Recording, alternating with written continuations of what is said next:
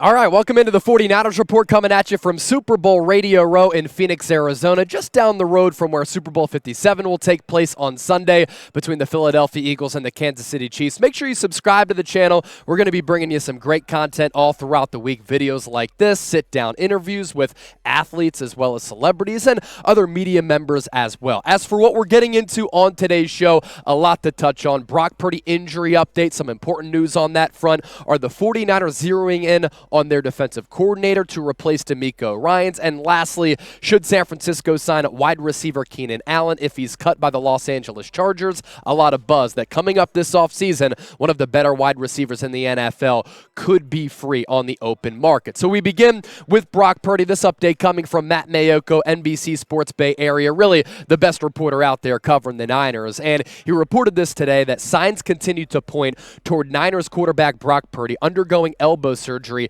that involves the 6-month buildup towards returning to action. So not a full Tommy John surgery, which would keep him up to about 12 months. This is really important news for San Francisco on the quarterback front. More from Mayoko. More discussions are scheduled to take place on Monday to determine the specifics and finalize Purdy's upcoming surgical procedure. The likely outcome of this surgery will be a consensus toward Purdy requiring an internal brace within his elbow, as he did tear that UCL in the NFC Championship game against Philadelphia, and not the longer recovery required for Tommy John surgery. Interesting details here as well with this surgery and more of the medical nuances that go into it. If everything does go as anticipated, Purdy would undergo a procedure to repair that UCL with a collagen-coated suture tape to provide stability to that repaired ligament. That procedure requires a 3-month recovery, then a 3-month buildup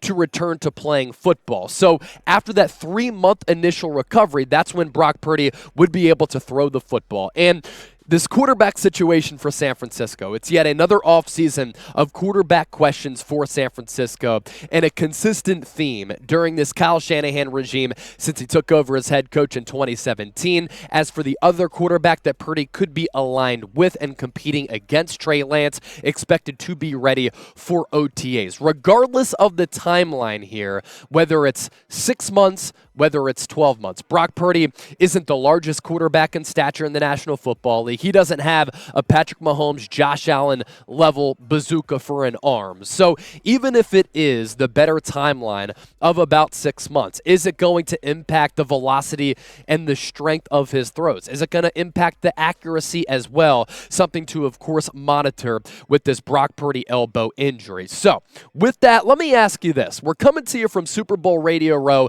in downtown Phoenix, Arizona. Our content this week is going to be phenomenal. We give you shows every single day covering everything when it comes to this football team. So I want to ask you this, and I want you to be honest with me in the comment section, because we do use your feedback and we take it very seriously. How likely are you to recommend the 49ers Report to a friend? I want you to scale it for me from 1 to 10 down in the comment section. Appreciate your feedback.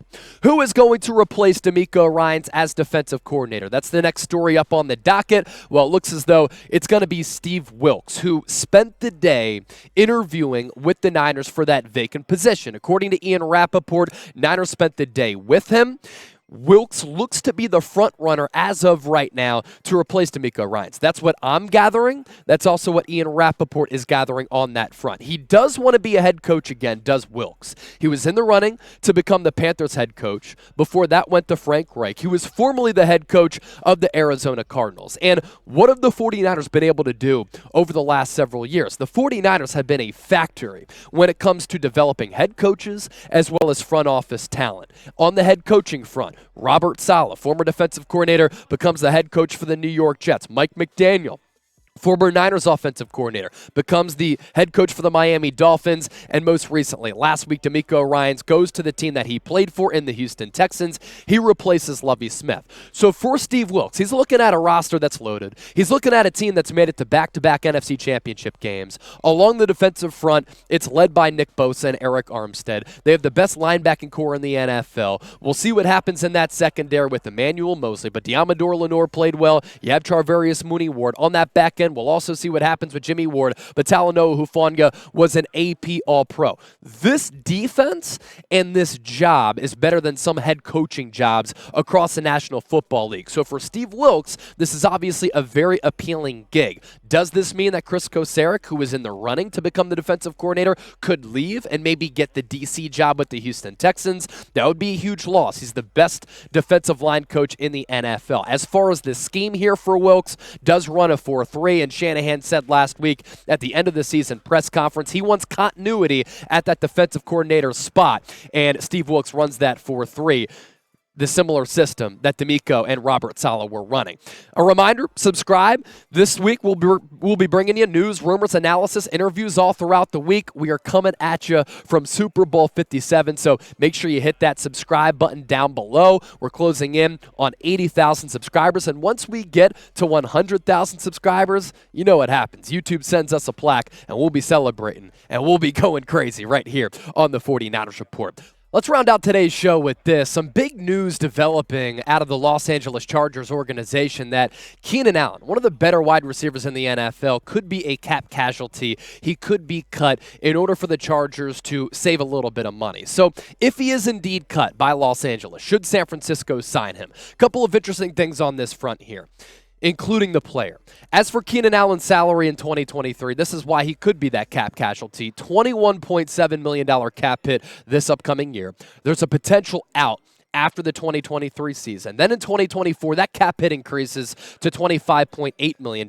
Then he becomes an unrestricted free agent. That right there is a lot of money for a player who is highly skilled, but is 30 years old, and he's been injured a lot over the last couple of years. And for Keenan Allen, he's a really good player, and this is why I'm talking about it on today's show, who would give San Francisco something at that wide receiver position that they don't necessarily have. You think about the game of Brandon Aiyuk. He's elusive out in the open field. He's one of the cleaner route runners in the NFL, surpassed 1,000 receiving yards for the first time in his career this year, is probably the most natural wide receiver on this roster.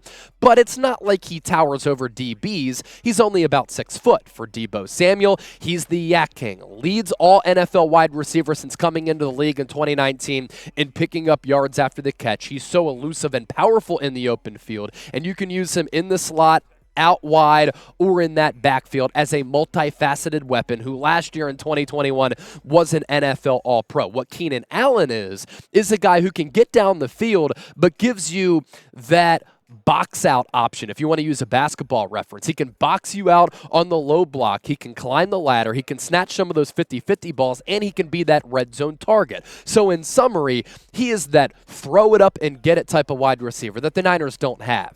Jawan Jennings is not that guy. You put him in the slot, he's a very good third down option, and he's been critical to this offensive success on some of the money downs over the last couple of years, whereas Keenan Allen can add a lot of different routes to his route tree, and he can come down with those 50-50 balls and bring down some of those jump balls. Now, 2017 to 2022 averages, even though he has been banged up a little bit, phenomenal. Phenomenal production. 139 targets per year. That's what he averaged during that time frame.